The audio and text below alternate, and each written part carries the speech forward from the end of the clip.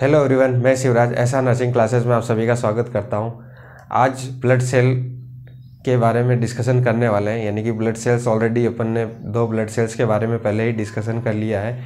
एक तो थी रेड ब्लड सेल्स और एक थी वाइट ब्लड सेल्स। इन दोनों सेल्स को पहले ही प्रीवियस क्लास के अंदर ही अपन ने डिस्कशन कर लिया था। अभी जो नेक्स्ट ब्लड सेल्स है जिसके बारे में आज डिस्कशन करेंगे वो है प्लेटलेट्स या थ्रोम्बोसाइट्स। प्लेटलेट्स को थ्रोम्बोसाइट्स भी बोलते हैं।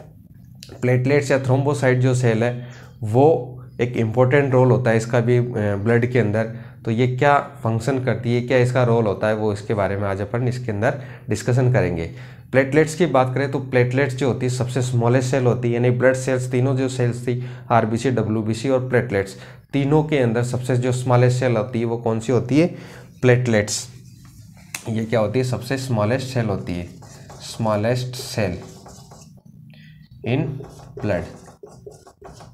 ठीक है, तीनों सेल्स के अंदर जो स्मॉलेस्ट सेल होती है वो कौन सी है? प्लेटलेट्स या थ्रोम्बोसाइट। ये सेल भी जो होती है नॉन न्यूक्लिएटेड होती है। किस टाइप की होती है? नॉन न्यूक्लिएटेड, यानी कि इसके अंदर भी न्यूक्लियस जो होता है वो प्रेजेंट नहीं होता है। और न्यूक्लियस की बात करें तो न्यूक्लियस का जो होता है मेन कंट्रोलर होता है सेल का।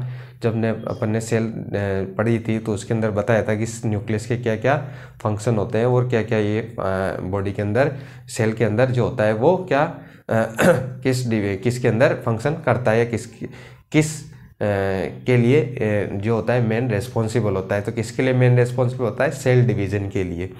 तो ये अपन ने ये सब चीज़ें सेल में सेल जब पढ़ रहे थे उसके अंदर डिस्कशन कर लिया था। तो सेल के अंदर नॉन न्यूक्लियस है, यानी कि न्यूक्लियस प्रेजेंट नहीं है, तो सेल के अंदर क्या होगा? सेल डिवीज़न नहीं होगा। तो इसी टाइप की एक और सेल थी आरबीसी, भी नॉन न्यूक्लिएटेड सेल होती है, और प्लेटलेट्स भी क्या होती है? नॉन न्यूक्लिएटेड सेल होती है। सबसे स्मॉलेस्ट होती है, क्या होती है? सबसे स्मॉलेस्ट सेल्स इन ब्लड। आगे बात करें तो इसकी काउंट की बात करें तो जो प्लेटलेट्स जो होती है वो लगभग 1.5 to 3.5 जो मिलियन पर mm³ इसकी काउंटिंग होती है, यानी कि 1.5 से 3.5 लाख पर mm³ जो होती है नॉर्मल इसकी रेंज होती है ब्लड के अंदर। अगर इस नॉर्मल रेंज से प्लेटलेट्स काउंट बढ़ जाए और कम हो जाए तो उस कंडीशन को अपन क्या कहते हैं? जिस तरीके से आरबीसी में भी अपन ने पढ़ा था, डब्ल्यूबीसी में भी अपन ने पढ़ा था, तो सेम इसी तरीके से जो प्लेटलेट्स जो होता है अगर उसका काउंट बढ़ जाता है तो उस कंडीशन को क्या बोलेंगे? साइटोसिस, यानी कि काउंटिंग जो होगी इंक्रीज हो जाएगी, यानी कि थ्रोम्बोसाइटोसिस कंडीशन डेवलप हो जाएगी। थ्रोम्बोसाइटोसिस जैसे ल्यूकोसाइटोसिस था जिसके इंक्रीज हो जाता है क्या? WBC cell count.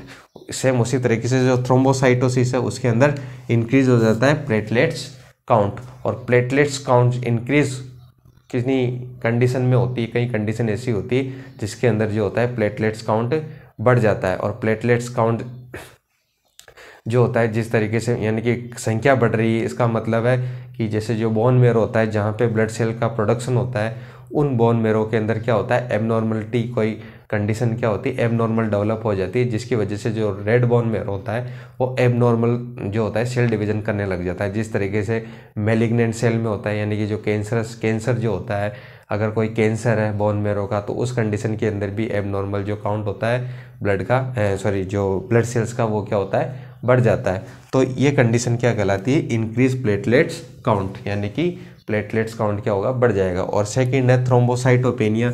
इसके अंदर क्या होगा? डिक्रीज हो जाएगा प्लेटलेट काउंट। प्लेटलेट काउंट कम क्या होता है? कम होने लग जाता है।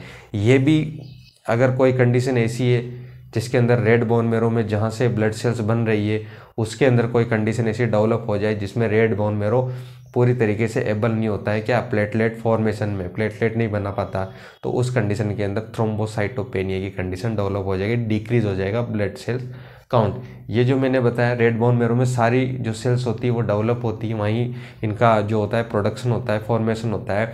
तो जो एरिथ्रोसाइट्स है, डब्ल्यूबीसी है, ल्यूकोसाइट्स है, उनमें भी ये कंडीशन डेवलप हो सकती है उनकी वजह से। यानी तो अगर कोई कंडीशन ऐसी हो रही है कि जिसके अंदर रेड बोन मेरो, यानी कि बोन के अंदर जो मेरो है उसको एबनॉर्मल कर रही है कोई डिजीज स्टेट या कोई इन्फेक्शन, तो ये कंडीशन क्या होती है? उन कंडीशन में एबनॉर्मल काउंट या तो बढ़ सकता है या कम हो सकता है।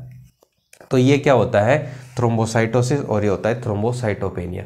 अगर ये कंडीशन, कई थ्रोम्बोसाइटोपेनिया एक डेंगू पेशेंट जो होगा नॉर्मली, उसके अंदर भी देखा होगा कि प्लेटलेट्स काउंट क्या होता है, कम होने लग जाता है। डेंगू पेशेंट के अंदर भी बार बार प्लेटलेट्स जो होती है वो रिवाइज करवाई जाती है, यानी कि प्लेटलेट्स काउंट को बार बार देखा जाता है। जो डेंगू पेशेंट होता है जिसके अंदर प्लेटलेट्स काउंट क्या होता है, डिक्रीज होने लग जाता है, तो उसके अंदर भी ये कंडीशन डेवलप हो जाती है। तो थ्रोम्बोसाइटोपेनिया डिक्रीज हो जाएगा प्लेटलेट काउंट। इनके बात करें अगर प्लेटलेट्स या थ्रोम्बोसाइट्स जिस सेल के बारे में पढ़ रहे हैं, तो इसका फंक्शन क्या होता है, एक्चुअली मेन इसका फंक्शन क्या होगा। थ्रोम्बोसाइटोसिस हो गया तो क्या हो जाएगा, थ्रोम्बोसाइटोपेनिया कंडीशन डेवलप हो जाएगी, तो क्या हो जाएगा। एक्चुअली में जो थ्रोम्बोसाइट्स का जो फंक्शन होता है, मेन फंक्शन, वो होता है ब्लड क्लॉटिंग। किसमें हेल्प करती है ये, ब्लड क्लॉटिंग। फंक्शन यहाँ लिख देता हूँ मैं, थ्रोम्बोसाइट जो थ्रोम्बोसाइटोसिस सेल है, सॉरी थ्रोम्बोसाइट्स जो सेल है उसका क्या फंक्शन होता है, इसका फंक्शन होता है ब्लड क्लॉटिंग के अंदर ये हेल्प करती है, हेल्प इन ब्लड क्लॉटिंग।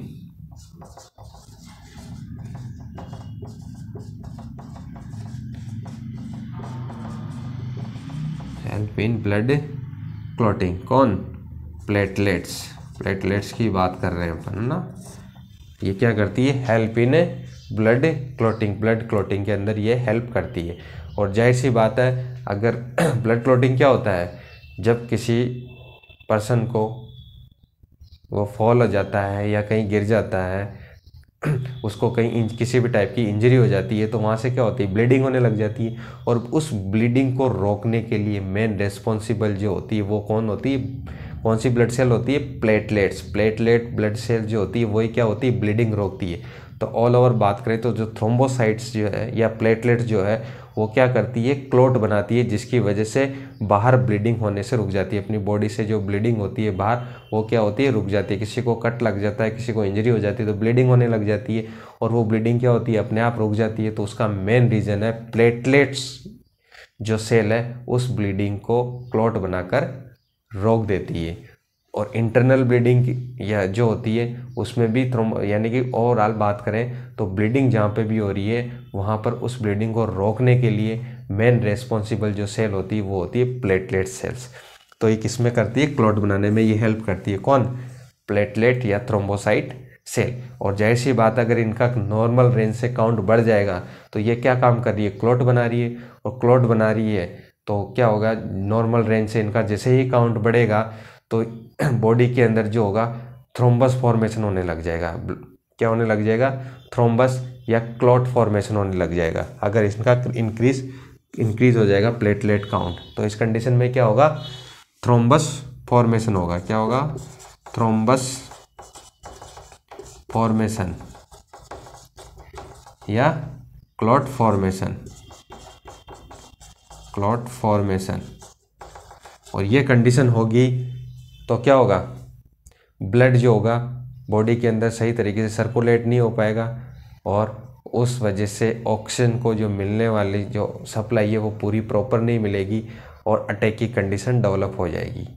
तो कहने का मतलब ब्लड क्या होगा, ज़्यादा प्लेटलेट्स होगी तो क्या होगा, ब्लड विस्कोसिटी बढ़ जाएगी ब्लड की। जिस तरीके से अपने पॉलीसाइथेमिया कंडीशन पढ़ रहे थे कि उसके अंदर ब्लड जो आरबीसी काउंट बढ़ जाएगा, तो उसके अंदर क्या होगा, आरबीसी काउंट जो बढ़ेगा तो वो जो आरबीसी काउंट बढ़ने की वजह से विस्कोसिटी बढ़ जाएगी, और विस्कोसिटी बढ़ेगी तो ब्लड क्या होगा, थ्रोम्बस या क्लॉट फॉर्मेशन उसके अंदर हो सकता है। तो वो कंडीशन अलग थी, वो आरबीसी के कारण थी। यहाँ पर ऑलरेडी क्या हो रहा है कि जो ब्लड है, जो प्लेटलेट सेल है, वो फंक्शन क्या कर रही है, क्लॉट बनाने का ही फंक्शन कर रही है। और इनकी संख्या ज़्यादा रहेगी बॉडी के अंदर, तो क्लॉट फॉर्मेशन होने की संभावना क्या होगी, ज़्यादा हो जाएगी। तो क्लॉट या थ्रोम्बस फॉर्मेशन होने के चांस जो होते हैं वो बहुत ज़्यादा बढ़ जाते हैं, वो भी हार्मफुल है। ज़्यादा क्लॉट भी बॉडी के अंदर नहीं बनना चाहिए, तो नॉर्मल रेंज में इनका रहना जरूरी है। तो इस वजह से जो होती है सप्लाई जो होती है पूरी प्रॉपर ऑर्गन्स को नहीं मिल पाएगी, वो अटैक की कंडीशन भी इसमें डेवलप हो सकती है। नेक्स्ट जो होता है थ्रोम्बोसाइटोपेनिया, डिक्रीज हो जाएगा प्लेटलेट काउंट, और डिक्रीज हो जाएगा प्लेटलेट काउंट तो इसके अंदर क्या होगा, जो प्लेटलेट्स जो सेल होती है वो क्या काम कर रही है कि क्लॉट का फॉर्मेशन कर रही है, और कम हो जाएगा तो क्लॉट या थ्रोम्बस बन ही नहीं पाएगा। यहाँ पे तो बहुत ज़्यादा बन रहा है, और इस कंडीशन में जो क्लॉट फॉर्मेशन है वो नहीं होगा। क्लॉट फॉर्मेशन नहीं होगा तो क्या होगा, ब्लीडिंग कंटिन्यू होती रहेगी बॉडी के अंदर। बॉडी के अंदर कहीं भी थोड़ी सी भी इंजरी हुई और ब्लीडिंग स्टार्ट हो जाएगी। तो प्लेटलेट्स का कम होना भी बहुत हार्मफुल है। प्लेटलेट नॉर्मल रेंज में होना चाहिए। अगर कोई इंजरी, किसी व्यक्ति को इंजरी हो गई और प्लेटलेट्स काउंट कम है तो उस कंडीशन के अंदर क्या होगा, क्लॉट फॉर्मेशन होगा नहीं और पेशेंट को ब्लीडिंग कंटिन्यू ब्लीडिंग होती रहेगी थोड़ा सा भी कट या इंजरी लगते ही। तो इसीलिए जो डेंगू टाइप के जो पेशेंट होते हैं उनमें कहा जाता है कि आप उनका क्या होता है, प्लेटलेट्स काउंट डिक्रीज होने लग जाता है और कम होने लग जाता है, तो उनको बोलते हैं कि ब्रश ध्यान से करना है, कोई कट नहीं लगना चाहिए बॉडी के अंदर। और अगर आप टूथब्रश रूटीनली करते हो तो उसको सॉफ्ट टूथब्रश से करना है, ताकि कोई गम्स में जैसे इंजरी होगी तो क्या होगा, ब्लीडिंग स्टार्ट हो जाएगी। ब्लीडिंग स्टार्ट हो जाएगी तो क्लॉट तुरंत इजीली बन नहीं पाएगा, क्योंकि प्लेटलेट्स ऑलरेडी डाउन है, तो उस वजह से क्लॉट फॉर्मेशन नहीं हो पाएगा। तो थ्रोम्बोसाइटोपेनिया की कंडीशन के अंदर क्लॉट फॉर्मेशन ना होने की वजह से ब्लीडिंग कंटिन्यू बनी रहती है और ब्लीडिंग रुक नहीं पाएगी वो। तो ये भी हार्मफुल कंडीशन होती है एक तरीके से। तो थ्रोम्बोसाइटोसिस, थ्रोम्बोसाइटोपेनिया, दो कंडीशन इसके अंदर आती है। लाइफ स्पान जो होती है इसकी 7 डेज होती है, अप्रोक्स 7 डेज जो होती है इसकी लाइफ स्पान होती है थ्रोम्बोसाइट्स की। आरबीसी की लाइफ स्पान अपन ने देखी 120 डेज। उसके बाद डब्ल्यूबीसी की लाइफ स्पान देखी थी, वो अप्रोक्स कुछ घंटे से लेकर कुछ दिन तक होती है, अप्रोक्स 20 डेज। अलग अलग डब्ल्यूबीसी की अलग अलग लाइफ स्पान होती है, वहाँ पे अलग अलग टाइप्स होते हैं डब्ल्यूबीसी के, तो उनकी लाइफ स्पान जो होती है अलग अलग होती है। और जो अपन थ्रोम्बोसाइट्स देख रहे हैं उनकी जो लाइफ स्पान होती है अप्रोक्स एवरेजन बताया है मैंने, एवरेजन 7 डेज जो होती है इसकी लाइफ स्पान होती है। जो मोस्टली जो थ्रोम्बोसाइट्स जो होती है वो स्प्लीन के अंदर इकट्ठी हो जाती है, ब्लड सर्कुलेशन में तो रहती है, स्प्लीन में भी इकट्ठी रहती है। तो वहाँ से जब ज़रूरत पड़ती है, जब कहीं ब्लीडिंग होती है तो वो क्या होती है, इमरजेंसी कंडीशन में वो वहाँ से ज़्यादा मात्रा में निकल कर और क्या होती है, वहाँ क्लॉट बनाने का फॉर्मेशन करती है जहाँ पर ब्लीडिंग हुई है उस साइड पर पहुँचकर। तो लाइफ स्पान जो होती है 7 डेज होगी। एक हार्मोन लिखा है मैंने थ्रोम्बोपोइटिन। थ्रोम्बोपोइटिन जो हार्मोन होता है, थ्रोम्बोपोइटिन हार्मोन रिस्पॉन्सिबल होता है किस फॉर्मेशन के लिए, ब्लड सेल थ्रोम्बोसाइट्स, यानी कि थ्रोम्बोसाइट्स जो ब्लड सेल है उसके फॉर्मेशन के लिए, प्लेटलेट के फॉर्मेशन के लिए रिस्पॉन्सिबल है, responsible for platelet formation, platelets या थ्रोम्बोसाइट्स फॉर्मेशन। ठीक है। Release by kidney, released by, इसके द्वारा रिलीज किया जाता है किडनी के द्वारा, किडनी से रिलीज होता है और रिस्पॉन्सिबल होता है प्लेटलेट फॉर्मेशन के लिए। एक्चुअली प्लेटलेट फॉर्मेशन के लिए रिस्पॉन्सिबल किस तरीके से होता है, ये जो रेड बोन मेरो अपन ने पढ़ा था, रेड बोन मेरो से ब्लड सेल्स का फॉर्मेशन होता है, वहीं से ब्लड सेल्स जो होती है बनती है रेड बोन मेरो से ही। तो रेड बोन मेरो को स्टिमुलेट बनाने के लिए एक हार्मोन करता है थ्रोम्बोपोइटिन है। थ्रोम्बस जो थ्रोम्बोसाइट जो सेल बन रही है उसको बनाने के लिए जो रेस्पॉन्सिबल जो हार्मोन है वो है थ्रोम्बोपोइटिन। थ्रोम्बोपोइटिन किडनी से रिलीज होता है और ये क्या करता है, थ्रोम्बोपोइटिन ये क्या करता है, स्टिमुलेट करता है किसको, stimulate production of, stimulate to red bone marrow, RBM लिख देता हूँ, red bone marrow for production of platelets, platelets या थ्रोम्बोसाइट्स को बनाने के लिए स्टिमुलेट करता है किसको, रेड बोन मेरो को।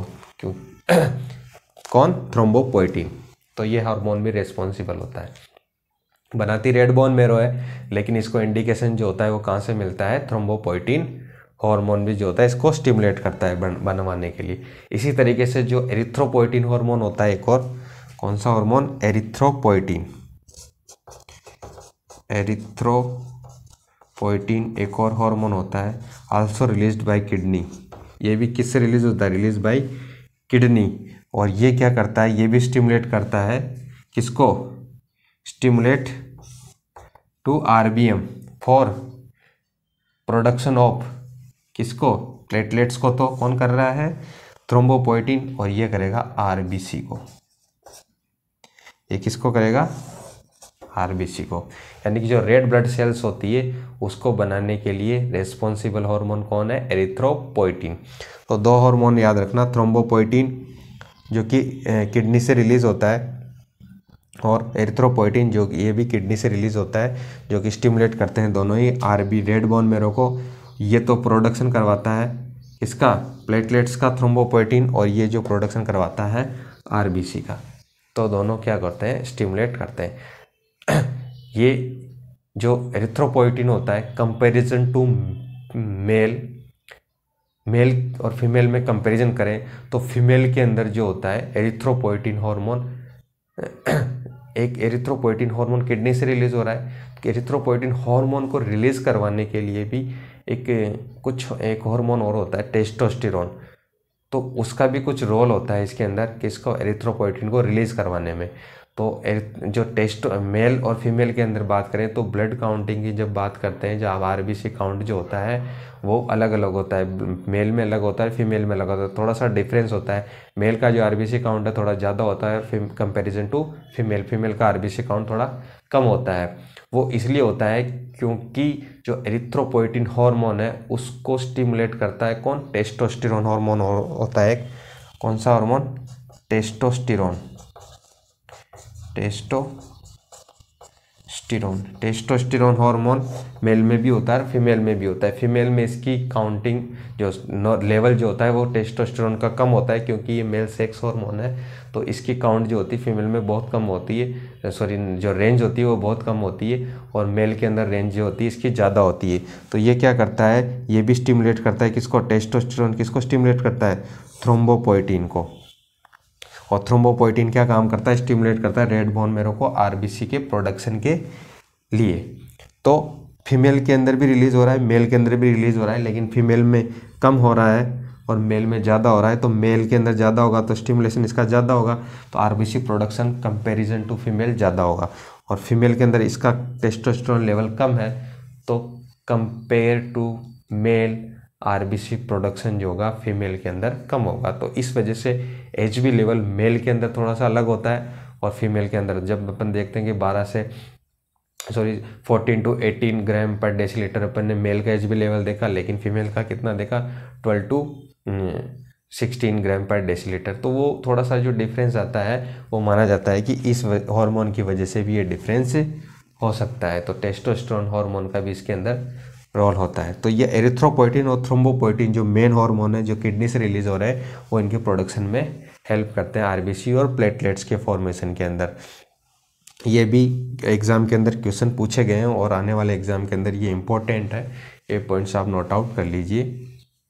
तो इस तरीके से जो होती है थ्रोम्बोसाइट जो सेल होता है उसका फंक्शन होता है, ये आप नोट डाउन कर लीजिए। फिर नेक्स्ट देखते हैं।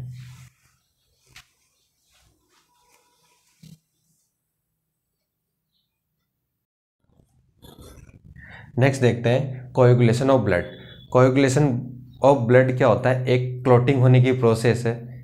थ्रोम्बोसाइट्स क्लॉट का काम कर रही है। तो क्लॉटिंग ब्लड के अंदर जो होता है, जब कहीं बॉडी के अंदर इंजरी हो जाती है तो वहाँ पर किस तरीके से जो ब्लीडिंग हो रही होती है इंजरी साइट पर, वो ब्लीडिंग किस तरीके से रुकती है, वहाँ पर किस प्रोसेस से जो होता है क्लॉट बनता है, उसी प्रोसेस को अपन समझेंगे ब्लड क्लॉटिंग या ब्लड कोएगुलेशन ऑफ ब्लड, यानी ब्लड क्लॉटिंग होने की प्रोसेस।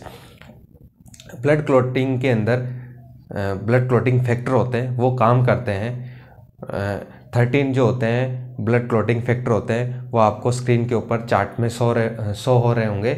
इस स्क्रीन जो क्लॉटिंग फैक्टर है, ये क्लॉटिंग फैक्टर जो होता है, इनका जो होता है क्लॉटिंग बनाने में, कोएगुलेशन ऑफ ब्लड में बहुत इंपॉर्टेंट रोल होता है। तो ये क्लॉटिंग फैक्टर ही होते हैं जो क्या होते हैं, जहाँ पे ब्लीडिंग हो रही होती है वहाँ पे क्लॉट बनाने का काम करते हैं। तो प्रोसेस ऑफ क्लॉटिंग वो अपन मैंने चार्ट में एक चार्ट एग्जांपल से समझेंगे अपन कि किस तरीके से जो होता है जब ब्लीडिंग होती है, जो इंजरी साइट पर होती है, वो किस तरीके से वहाँ पर ब्लीडिंग होती है, तब वहाँ पर किस प्रोसेस से जो होता है क्लॉट बनता है।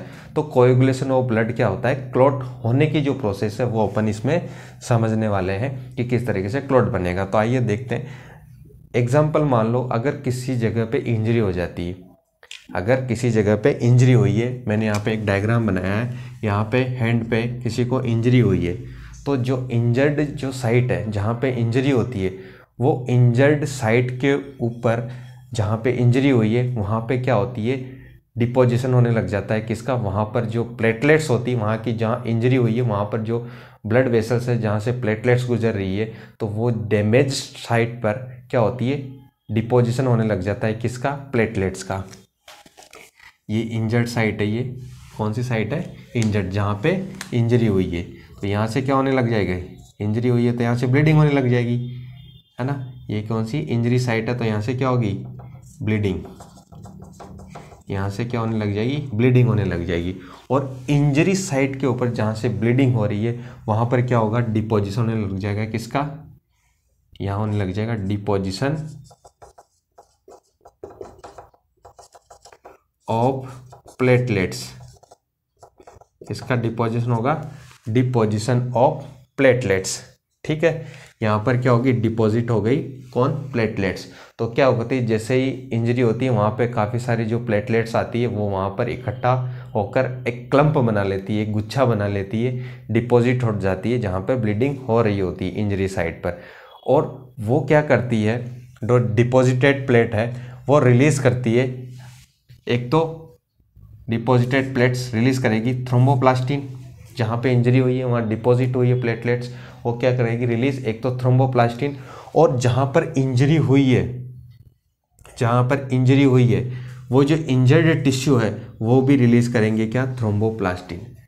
यानी कि दोनों मिलकर क्या करते हैं, थ्रोम्बोप्लास्टिन का क्या करते हैं, सीक्रेशन करते हैं। यानी कि थ्रोम्बोप्लास्टिन वहाँ से क्या करते हैं, रिलीज करते हैं। एक सब्सटेंस होता है थ्रोम्बोप्लास्टिन, जो कि कहाँ से रिलीज हो रहा है, कौन रिलीज करवा रहा है, जहाँ पर इंजरी हुई, यहाँ पे हैंड पे इंजरी हुई, तो यहाँ पर जो जैसे ही इंजरी हुई तो वहाँ पर क्या हो गई, जो प्लेटलेट्स होती है वो जाके इकट्ठा हो गई, और वो प्लेटलेट्स क्या रिलीज करवा रही है, डिपॉजिट प्लेट थ्रोम्बोप्लास्टिन रिलीज करवा रही है, और जो इंजर्ड टिश्यू वो भी क्या रिलीज करवा रहे हैं, दोनों मिलकर थ्रोम्बोप्लास्टिन।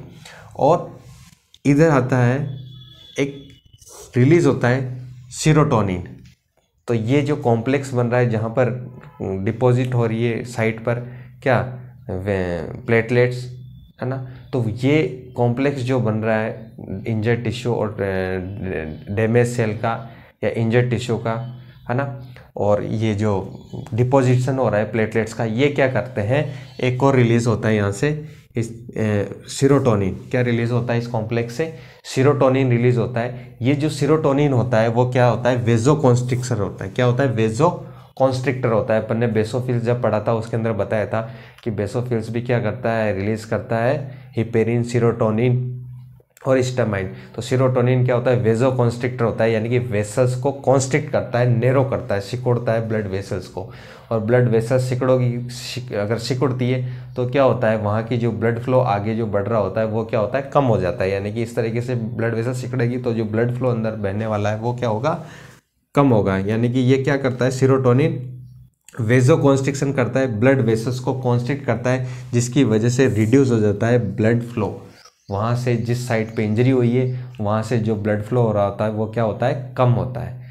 तो ये 3 प्रोसेस उस टाइम के अंदर होती है। पहला क्या हुआ, जैसे ही ब्लड आया, जैसे ही जो सेल्स होती है वो डैमेज हुई, वहाँ पर क्या हुआ, सेल्स इंजरी हुई, वहाँ डैमेज जहाँ पे हुआ, डैमेज साइड पे क्या होता है, प्लेटलेट्स जो होती है वो आके एक डिपॉजिट होने लग जाती है, और प्लेटलेट्स डिपॉजिट होने लग जाती है तो वहाँ पे क्या बन जाता है, डैमेज सेल और प्लेटलेट्स का एक कॉम्प्लेक्स बन जाता है, जहाँ वो क्या करता है, सीरोटोनिन रिलीज करता है। वहाँ सीरोटोनिन रिलीज होने की वजह से क्या होता है, कॉन्स्ट्रिक्शन होता है, और कॉन्स्ट्रिक्शन होने की वजह से वहाँ जो साइड पे जो ब्लड फ्लो होता है इंजरी साइड पे वो क्या होता है, रिड्यूस हो जाता है वो ब्लड फ्लो। और सेकेंड, डिपॉजिटेड जो प्लेटलेट्स हुई थी वो थ्रोम्बोप्लास्टिन रिलीज करती है, और जो इंजर्ड टिश्यू थे, डैमेज टिश्यू, वो रिलीज करते हैं, वो भी थ्रोम्बोप्लास्टिन।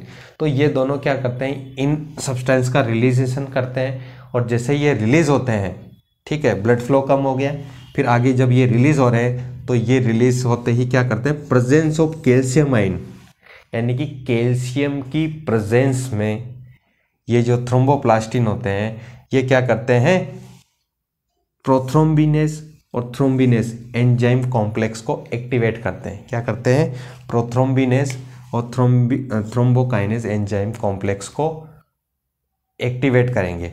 और जैसे ही ये कॉम्प्लेक्स एक्टिवेट होगा, ये कॉम्प्लेक्स एक्टिवेट किसकी वजह से हो रहा है, थ्रोम्बोप्लास्टिन की वजह से, किसकी प्रेजेंस में, कैल्शियम आयन की प्रेजेंस में जो हो रहा है वो ये एंजाइम कॉम्प्लेक्स जो हो रहा है वो एक्टिवेट हो रहा है। और जैसे ये एंजाइम कॉम्प्लेक्स एक्टिवेट होता है तो वहाँ क्या होता है, ये क्या करता है, एक तो इनएक्टिवेशन करता है किसका, हिपेरिन का। जो हिपेरिन होता है, हिपेरिन क्या होता है, एंटीकोएगुलेंट, पहले पढ़ चुके आप, हिपेरिन क्या होता है, एंटीकोएगुलेंट, यानी कि ये क्या होता है, ब्लड क्लॉट बनने नहीं देता है, कौन, हिपेरिन। और अपन क्या बनने पढ़ रहे हैं, ब्लड क्लॉटिंग होने की प्रोसेस, यानी कि यहाँ पे ब्लड क्लॉट होना है और ये क्या करता है, ब्लड क्लॉट को होने नहीं देता है, ब्लड क्लॉट बनने नहीं देता है। तो हिपेरिन जो होता है उसको क्या करता है, इनएक्टिवेशन, यानी कि इनएक्टिवेट कर देता है उस दौरान, ताकि ब्लड क्लॉट होने से ये नहीं रोके, यानी कि ब्लड क्लॉट होगा, ये क्या करेगा, ब्लड क्लॉट नहीं होने देगा और इसका इनएक्टिवेशन हो जाएगा तो क्या होगा, ये ब्लड क्लॉट को, यानी कि ब्लड क्लॉट जो प्रोसेस जो जिसको नहीं होना है वो उसको होने देगा। इनएक्टिवेट होने के बाद में ये क्या होगा, इसका फंक्शन कम हो जाएगा। तो ब्लड क्या होगा, ये जो प्रोसेस चल रही है उसके अंदर ब्लड क्लॉट होने की प्रोसेस इजीली हो पाएगी और ये कंटिन्यू एक्टिवेशन में रहेगा हिपेरिन, तो ये ब्लड क्लॉटिंग होने नहीं देगा, क्योंकि ये क्या है, एंटीकोएगुलेंट एजेंट है एक तरीके से, है ना। तो इसको क्या करता है, इनएक्टिवेट कर देता है, ठीक है। और सेकंड क्या काम करता है, ये प्रोथ्रोम्बिनेज और थ्रोम्बोकाइनेज एंजाइम कॉम्प्लेक्स कन्वर्ट करता है किसको, प्रोथ्रोम्बिन को थ्रोम्बिन में कन्वर्ट कर देता है। क्या करता है, प्रोथ्रोम्बिन को थ्रोम्बिन में कन्वर्ट कर देता है। ये क्या होते हैं, ये प्रोथ्रोम्बिन और ये जो फाइब्रिनोजन यहाँ लिखे हुए हैं ये सब क्या है, ब्लड क्लॉटिंग फैक्टर होते हैं। तो ये इनकी इनएक्टिवेट फॉर्म होती है, जिनको ये क्या कर रहे हैं, एक्टिव कर रहे हैं।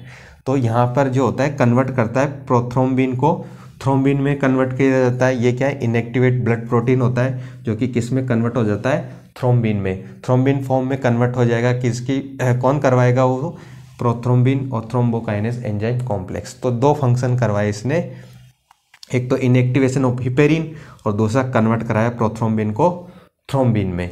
और जैसे ही थ्रोम्बिन जो होता है आता है, एक्टिव होता है, एक्टिव फॉर्म में कन्वर्ट होता है, तो ये क्या कराता है, फाइब्रिनोजन को फाइब्रिन में कन्वर्ट करवा देता है। क्या कराता है, फाइब्रिनोजन को फाइब्रिन में कन्वर्ट करा देता है। फाइब्रिनोजन अपन ने पढ़ा हुआ है कि एक प्लाज्मा प्रोटीन होता है, एल्ब्यूमिन ग्लोबुलिन फाइब्रिनोजन पढ़ा था अपन ने, तो उस टाइम पढ़ा था। जो फाइब्रिनोजन को किस में कन्वर्ट करा देता है, फाइब्रिन के अंदर कन्वर्ट करा देता है। और फाइब्रिन जो होता है फॉर्म फाइबर नेटवर्क, यानी कि क्या करता है, ये एक मेश बना लेता है जाली टाइप, यानी कि इस तरीके से मेश जाली नुमा जो स्ट्रक्चर होती है वो बन जाती है, ठीक है। तो फॉर्म फाइबर नेटवर्क, ये फाइबर का क्या बनाता है, जो फाइब्रिन हुआ, फाइब्रिनोजन फाइब्रिन में कन्वर्ट हुआ और फाइब्रिन ने क्या बनाया, फाइबर मेश नेटवर्क बना लिया, एक जाल टाइप नेटवर्क बना लिया। क्या बना लिया, एक जालीनुमा नेटवर्क बना लेता है ये, ठीक है। कहाँ पर, कि कहाँ पर हो रही है सारी प्रोसेस, जहाँ पर इंजरी हुई है, इंजर्ड साइड पे, तो वहाँ क्या होता है, एक फॉर्म फाइबर नेटवर्क बन जाएगा। और जो फाइबर नेटवर्क जो होता है ये क्या है, सॉफ्ट क्लॉट है एक तरीके से, क्या है, सॉफ्ट क्लॉट बन जाता है वहाँ पे। और सॉफ्ट क्लॉट जो होता है जैसे ही एयर के कांटेक्ट में आएगा, यानी कि जहाँ पे इंजर्ड हुआ तो बाहर से जो एयर के कांटेक्ट में जैसे ही ये क्लॉट जो फाइबर नेटवर्क बना, ये जैसे ही ये क्या होता है उस टाइम जब बनता है तो ये सॉफ्ट होता है, और जैसे ही एयर के कांटेक्ट में आता है तो ये क्या बन जाता है, हार्ड क्लॉट। क्या बन जाता है, ये क्लॉट हार्ड हो जाएगा। और जैसे हार्ड क्लॉट बन जाता है तो जहाँ पर ब्लीडिंग हो रही होती है वो क्या हो जाती है, रुक जाती है, stop bleeding at damage site, at damaged site, जहाँ पर साइट डैमेज्ड हुई है वहाँ पर क्या होती है, ब्लीडिंग रुक जाती है।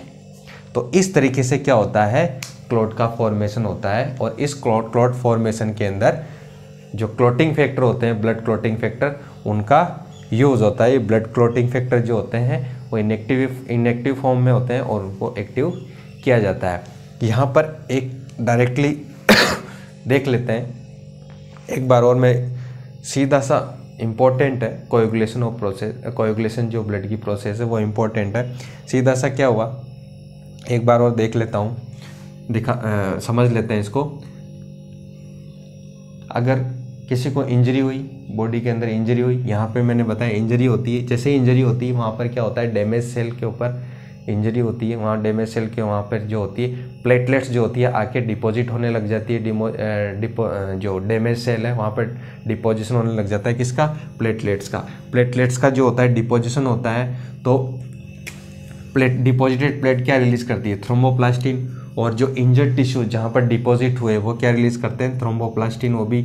और जो डिपोजिशन हुआ प्लेटलेट्स का और जो वहाँ पर जो इंजर्ड टिश्यू उनका क्या होता है, कॉम्प्लेक्स बन जाता है, वो क्या रिलीज करता है, सीरोटोनिन। और जो इनकी वजह से क्या होता है, सीरोटोनिन रिलीज होता है। और सीरोटोनिन वेजोकॉन्स्ट्रिक्टर होता है, यानी कि वेजोकॉन्स्ट्रिक्टर का काम करता है, वेजोकॉन्स्ट्रिक्ट ब्लड वेसल्स को नैरो कर देता है, जिसकी वजह से वहाँ डैमेज साइड की जो सप्लाई होती है वो क्या होती है, ब्लड सप्लाई रिड्यूस हो जाती है।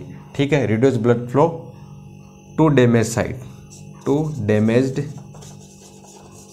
Side injured tissue. ठीक है, वहाँ ब्लड सप्लाई कम हो जाएगी क्योंकि वहाँ ब्लीडिंग हो रही है ऑलरेडी, तो उसको ब्लीडिंग को रोकने के लिए ब्लड सप्लाई वहाँ पे कम हो जाएगी। बाद में जो ये कॉम्प्लेक्स बना, ये जो थ्रोम्बोप्लास्टिन रिलीज हुआ यहाँ पर, ये थ्रोम्बोप्लास्टिन कैल्शियम आयन की प्रेजेंस में क्या करते हैं, एक्टिवेट कर देते हैं प्रोथ्रोम्बिनेज और थ्रोम्बोकाइनेज एंजाइम कॉम्प्लेक्स को। कौन, थ्रोम्बोप्लास्टिन, किसकी प्रेजेंस में, कैल्शियम आयन की प्रेजेंस में। और जो कॉम्प्लेक्स जो होता है वो क्या करता है, हिपेरिन को इनएक्टिवेट करवाता है, जो कि एंटीकोएगुलेंट होता है, इसको इनएक्टिवेट करा, दूसरा कन्वर्ट करवाते हैं किसको, प्रोथ्रोम्बिन को थ्रोम्बिन में कन्वर्ट करवाते हैं। ठीक है, ये इनएक्टिव फॉर्म है, ये एक्टिव फॉर्म है। और जो होता है थ्रोम्बिन जैसे ही कन्वर्ट होगा तो ये क्या करेगा, फाइब्रिनोजन को फाइब्रिन में कन्वर्ट करा देगा। और फाइब्रिन जो होता है एक मेश बनाता है, जाली टूबा एक नेटवर्क बनाता है, मेश नेटवर्क, यानी कि फाइब्रिन का एक फाइबर का नेटवर्क बनता है जो कि सॉफ्ट क्लॉट हो जाता है वो। और उसके बाद में जैसे ही वो एयर के कांटेक्ट में आता है वहाँ क्या बन सकता है, हार्ड क्लॉट। और हार्ड क्लॉट जैसे ही बनेगा वहाँ की क्या होगी, ब्लीडिंग स्टॉप हो जाएगी। जो ब्लीडिंग हो रही होती है ना यहाँ पर, ये क्या होती है, स्टॉप हो जाती है, stop bleeding at damaged site. इसके अंदर एक देखिए यहाँ पर, ये जो प्रोथ्रोम्बिन है ये प्रोड्यूस होता है, कौन प्रोड्यूस करता है, प्रोड्यूस बाय लीवर। प्रोथ्रोम्बिन को लीवर प्रोड्यूस करता है, यानी कि ये जो ब्लड प्रोटीन है इसको कौन बना रहा है, लीवर। और लीवर में किसके, कौन बनाता है इसको, किडनी, सॉरी विटामिन के, विटामिन के क्या कर रहा है, इस प्रोथ्रोम्बिन का फॉर्मेशन कर रहा है, किसमें, लीवर में। ठीक है, और लीवर क्या कर रहा है, प्रोथ्रोम्बिन को रिलीज कर रहा है। तो विटामिन के जो होता है वो जरूरी होता है किसके लिए, प्रोथ्रोम्बिन के लिए। और विटामिन के जो होता है नॉर्मली कौन बनाते हैं इनको, जो गट्स बैक्टीरिया होते हैं, गट्स बैक्टीरिया या इंटेस्टाइनल बैक्टीरिया बोल सकते हैं इसको, इंटेस्टाइनल, जो इंटेस्टाइनल बैक्टीरिया या जो गट्स बैक्टीरिया होते हैं वो क्या करते हैं, विटामिन के का फॉर्मेशन करते हैं। यानी कि बॉडी के अंदर भी विटामिन के का फॉर्मेशन इंटेस्टाइन के अंदर होता है। तो विटामिन के आपने सुना होगा कि विटामिन के जो होता है बॉडी के लिए बहुत जरूरी है। विटामिन क्या होता है, विटामिन के जो ब्लीडिंग होता है उसको रोकता है। वो किस तरीके से रोकता है, विटामिन के इनडायरेक्टली विटामिन के का काम कहाँ, इसका जो फंक्शन हो रहा है वो कहाँ पे हो रहा है, जो कोएगुलेशन प्रोसेस हो रही है उसके अंदर हो रहा है। तो विटामिन के किससे रिलीज होता है, प्रोथ्रोम्बिन जो होता है वो किससे रिलीज हो रहा है, लीवर से रिलीज हो रहा है। और लीवर के अंदर जो विटामिन के जो होता है वो इसका फॉर्मेशन कर रहा है। तो विटामिन के जो होता है रेस्पॉन्सिबल होता है for formation of prothrombin. Prothrombin को बनाने के लिए रेस्पॉन्सिबल कौन है, विटामिन के। और विटामिन के का जो फॉर्मेशन होता है वो कहाँ पे हो रहा है, इसका विटामिन के काम, इसका सिंथेसिस कहाँ हो रहा है, गट्स या इंटेस्टाइनल बैक्टीरिया के अंदर। और बाहर से भी जब बच्चा छोटा होता है तब उसको क्या होता है, न्यूबॉर्न बेबी को विटामिन के का इंजेक्शन दिया जाता है क्योंकि उसको ब्लीडिंग नहीं हो, तो विटामिन के इसलिए दिया जाता है। ठीक है, तो ये क्या करता है, क्लॉटिंग बनाने में हेल्प करता है, यानी कि ब्लीडिंग को रोकता है। कौन, विटामिन के। तो इसके अंदर एक कास्केड बन रहा है, यानी कि ये क्या हो रहा है, एक प्रोसेस से दूसरी, जब एक प्रोसेस होगी तभी दूसरी प्रोसेस होगी, यानी कि स्टेप टू स्टेप एक प्रोसेस से दूसरी प्रोसेस जुड़ी हुई है। इसमें कुछ भी मिसिंग होता है तो ब्लड का कोएगुलेशन नहीं हो पाता है, यानी कि ब्लड कोएगुलेशन, ब्लड की क्लॉटिंग नहीं हो पाएगी। वो ब्लड जहाँ ब्लीडिंग हो रही है वो ब्लीडिंग चलती रहेगी और वहाँ ब्लीडिंग कंटिन्यू चलती रहेगी, यानी कि वहाँ पे क्लॉट नहीं बन पाएगा, ब्लीडिंग स्टॉप नहीं होगी।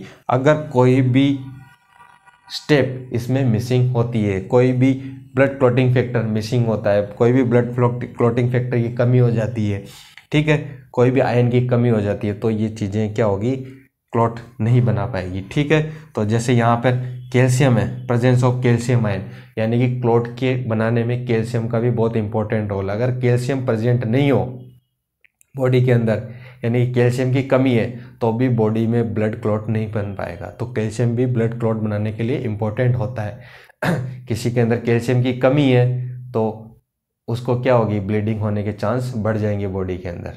ठीक है, तो कैल्शियम आयन भी इम्पोर्टेंट है ब्लड क्लॉट बनाने के लिए। तो इस प्रोसेस को बोलते हैं, जो ब्लीडिंग जब रुक होती है तो इसको रोकने की जो प्रोसेस है, क्लॉटिंग प्रोसेस थी, तो इसको क्या बोलते हैं, हीमोस्टेसिस। हीमोस्टेसिस ये क्या होता है, हीमोस्टेसिस यानी कि सेसेशन ऑफ ब्लीडिंग का रोकना। ठीक है, हीमोस्टेसिस बोलते हैं इसको, क्या बोलते हैं, हीमोस्टेसिस। हीमोस्टेसिस प्रोसेस में कौन रेस्पॉन्सिबल है, थ्रोम्बोसाइट्स या प्लेटलेट्स। तो इस तरीके से जो होती है क्लॉट बनाने का काम करता है। तो ये क्लॉटिंग प्रोसेस थी।